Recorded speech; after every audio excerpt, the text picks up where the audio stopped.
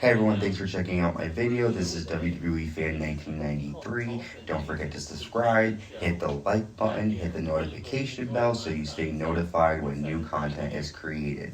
This video is my predictions for WWE Backlash 2020. Tomorrow night, June 14th, you could stream it live on the WWE Network or you can check it out on demand or on pay-per-view. So there are so far 7 matches on the card and they all seem pretty cool.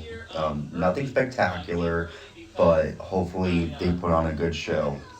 The first match we're going to talk about actually has some controversy to it. We're going to see Jeff Hardy go one-on-one against Sheamus. And this past Friday on SmackDown, Sheamus made Jeff Hardy take a urine test to make sure that he was clean and had no drugs in the system. Since the last promo, Jeff Hardy got into a car accident and kind of got involved in a hit and run and hit Elias and took off and supposedly was had to do it drinking. And I kind of like this in a way that they're bringing reality to the actual storylines. However, I think with Jeff it might be a bit too close for home with him because he's still recovering. I assume he's usually in trouble a lot with the law, so I hope he kind of takes this more seriously rather than just a storyline because I would hate to see anything happen to him. Jeff is one of my favorite wrestlers of all time.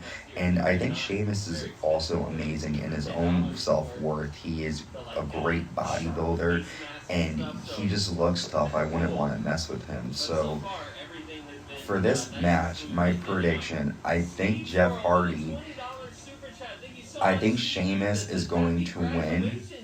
But I think Jeff is going to put up a very good fight. I think because he kind of got the upper hand on Friday, throwing a urine in Sheamus' face, I think Sheamus is going to come for revenge, and the two of them are going to put on a great match.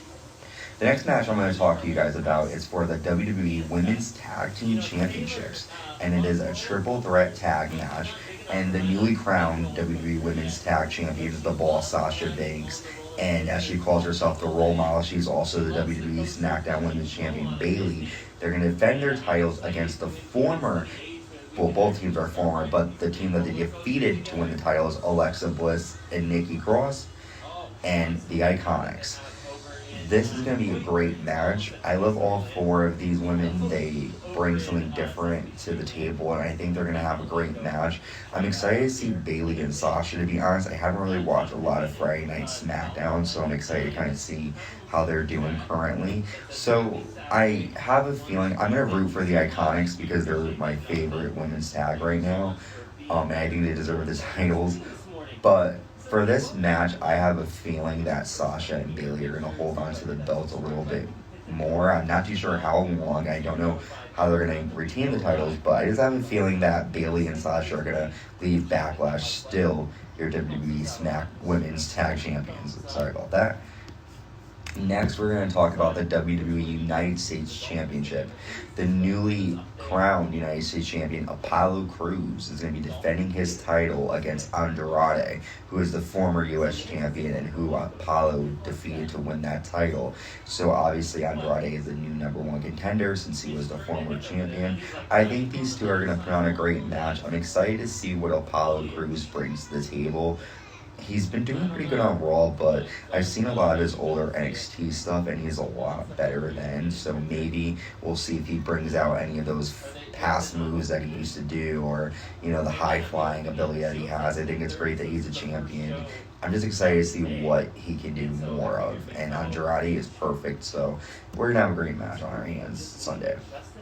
The next match I want to talk about is for the Raw Women's Championship, as the Raw Women's Champion Asuka defends against Nia Jax. Now, this is going to be a good match in my opinion. I do hope that Nia is careful because recently Nia has been involved in a lot of injuries, and although you can't blame her, it's not her fault. People get hurt all the time.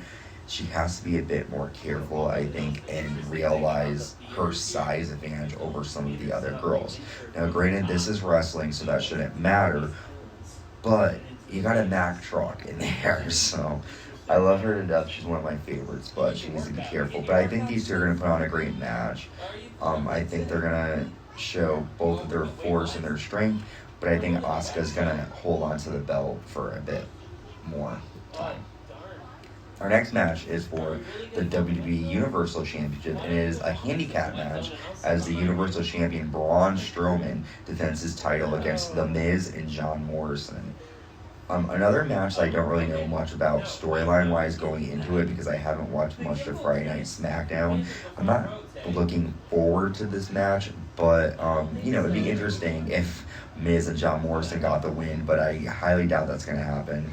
This is just a match for Braun to win and to put another title, another accolade on him, so I think Braun's going to take over. I do like Morrison, The Miz. Miz is one of my favorite SmackDown wrestlers and wrestler in general.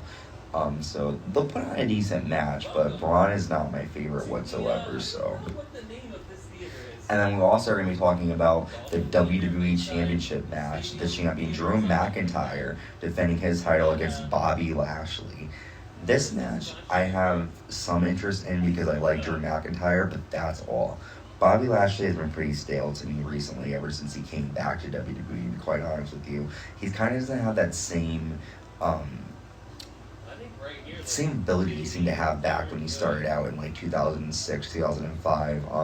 I don't see him, and I don't think, champion, but Drew McIntyre I see as champion, and they're going to have a good match. Like, I'm not going to sit here and talk badly about it because it could be a great match, but we'll have to see. I think Drew is going to keep the title, so that's my prediction for that match. And then the last match I'm assuming that's going to be on the card is being promoted as the greatest wrestling match ever. And it's going to be Edge against Randy Orton. These two had a great match at WrestleMania. The storyline continued to fold out over the past couple of weeks, and now they're going to have a match that's being considered the greatest wrestling match ever. It's funny because Edge has came out and said that, he doesn't think that this is, should be called the greatest wrestling match ever because he thinks that there are so many better matches that he knows. However, I do know that this match was taped, and I've heard nothing but positive things. That was a really great match. I heard it was kind of long, but that's okay. I really hope Edge wins. Edge is my favorite. I hope that because he won at WrestleMania, he doesn't lose tonight. Well, not tonight, at Backlash. But if he does lose, I could see them taking this on to SummerSlam and having it be like one last match. But my prediction for this match, I'm going to go with Edge. I just hope he gets the win. He's, if not my favorite wrestler, one of my favorite wrestlers of all time. So I'm really rooting for him to win this match. So that is my prediction for WWE Backlash 2020. Remember, it comes on tomorrow night, live on pay-per-view. You can catch the pre-show starting at 6 o'clock and the live show starting at 7. I will be giving my review next week to let you know how I thought of the pay-per-view. Be sure to subscribe. Keep hitting the like button. Hit the notification bell so you know when new content comes out. And I will see you all soon. Have a good night, everyone.